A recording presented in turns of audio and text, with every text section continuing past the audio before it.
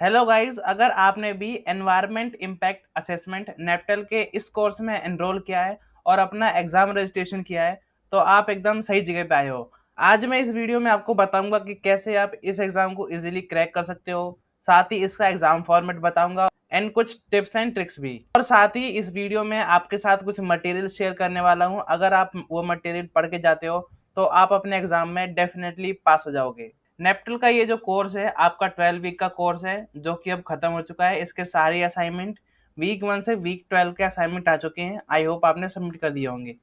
इसकी official exam date 27 अप्रैल 2025 है, पर हो सकता है कि आपके एडमिट कार्ड में 1-2 दिन पीछे हो। अपनी एग्जाम डेट अपने एडमिट कार्ड पे जरूर देख लेना।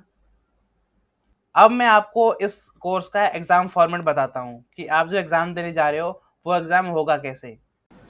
NPTEL 12 week exam format.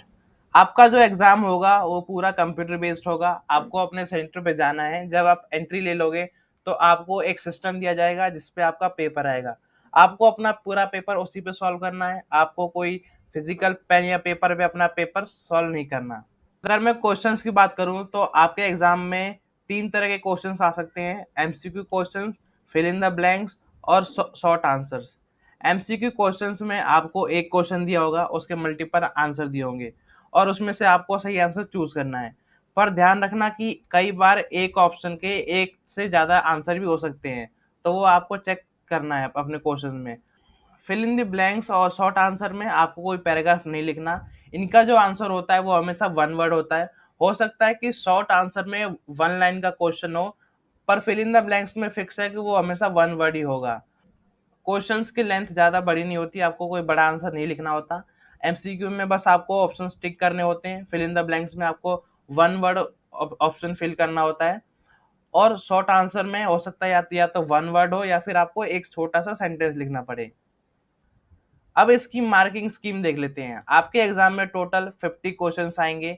एक क्वेश्चन की जो वैल्यू होगी वो 2 मार्क्स की होगी और आपका जो टोटल एग्जाम होगा वो 100 मार्क्स का होगा। अगर आपने इस कोर्स का एग्जाम रजिस्ट्रेशन किया है तो आपका यही मोटिव होगा कि मुझे एक सर्टिफिकेट मिल जाए। और सर्टिफिकेट आपको जब मिलेगा अगर आप इस एग्जाम में पास होते हो। तो इसकी पासिंग क्राइटेरिया भी देख लेते हैं। आपको असाइनमेंट के अंदर 10 आउट ऑफ 25 स्कोर करना है। वो कैसे कैलकुलेट होगा? आपने जो वीक 1 से वीक 12 के असाइनमेंट सबमिट किए हैं उसमें से जो टॉप 8 असाइनमेंट्स होंगे वो चूज किए जाएंगे और उनके आंसर से आपके मार्क्स कैलकुलेट होंगे। इसमें आपको 10 आउट ऑफ 25 लाने हैं तो आप इस असाइनमेंट में पास हो जाओगे। फिर उसके बाद आपको एग्जाम में भी पास होना पड़ेगा। अगर आप एग्जाम में 30 आउट ऑफ 75 स्कोर करते हो तो आप पास हो जाओगे। मैंने आपको बताया कि आपका एग्जाम टोटल 100 मार्क्स का होगा, पर वो बाद में 75 मार्क्स में कन्वर्ट हो जाता है और जिसमें से आपको 30 लाना होता है। और अगर आपको इस कोर्स में पास होना है तो आपको इन दोनों ही क्राइटेरिया को पूरा करना पड़ेगा। अगर आप इसमें से एक में भी फेल हो जाते हो तो आपका सर्टिफिकेट नहीं आएगा। अब आप असाइनमेंट में कैसे फेल हो सकते हो? अगर आपने असाइनमेंट सबमिट नहीं करे, एक या दो सबमिट करे या एक भी नहीं करे, तो आप असाइनमेंट्स में पक्का फेल होने वाले हो। तो इसलिए अपने असाइनमेंट्स को टाइम पे हमेशा भरना।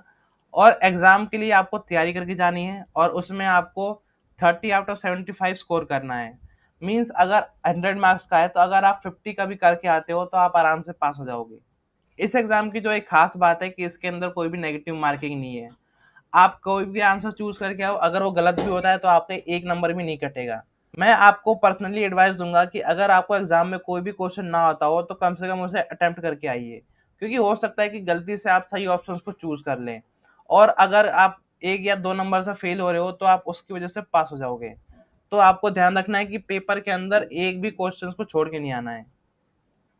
हॉल टिकट या एडमिट कार्ड भी हम कह सकते हैं, वो एग्जाम डेट से 2 वीक पहले आपका रिलीज हो जाता है। आप अपनी मेल पर चेक कर लेना, वहां पे आपको अपना हॉल टिकट मिल जाएगा। आपको उसका प्रिंट आउट निकलवाना है और एग्जाम सेंटर पे ले जाना है। एग्जाम डेट आपके हॉल टिकट पे मेंशन की होगी।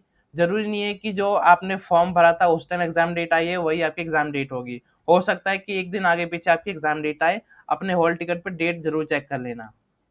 और साथ ही मैं आपको बता देता हूँ कि आपको क्या क्या डॉक्यूमेंट ले जाना है। आपको अपने हॉल टिकट का प्रिंट आउट निकलवा के ले जाना है और साथ ही आपको अपना एक वैलिड डॉक्यूमेंट, वो भी ओरिजिनल ले जाना है, जिसमें आपका फोटोग्राफ हो, जैसे आधार कार्ड, वोटर आईडी या पैन कार्ड।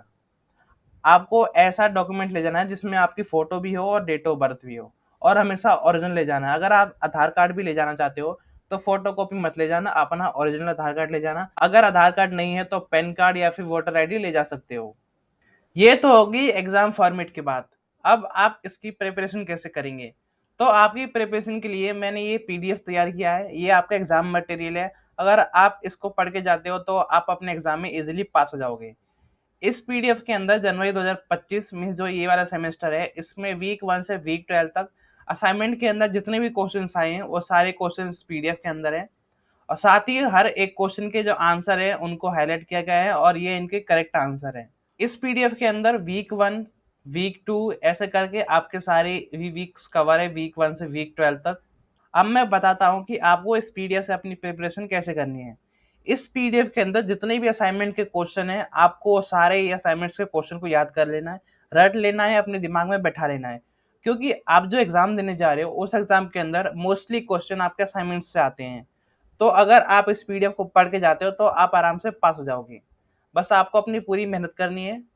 फॉर एग्जाम्पल, अगर आप वीक 1 के क्वेश्चंस को याद कर रहे हो तो हर एक क्वेश्चन को एक दूसरे के बीच रिलेट करके अगर आप पढ़ोगे तो आप अपने दिमाग में एक मैप बना लोगे इस पूरे सिलेबस का। इससे क्या होगा कि आप अपना मोस्टली सिलेबस कवर कर पाओगे और आपसे कोई टॉपिक छूटेगा नहीं। अगर आपने इस पीडीएफ को अच्छे से रिवाइज कर लिया, इसके सारे क्वेश्चंस को याद कर लिया, तो आप एग्जाम में इजीली पास हो जाओगे। अगर आपको ये पीडीएफ चाहिए तो स्क्रीन पर जो मेल आईडी आ रही है आपको उस पर मैसेज करना है, send exam material environmental impact assessment.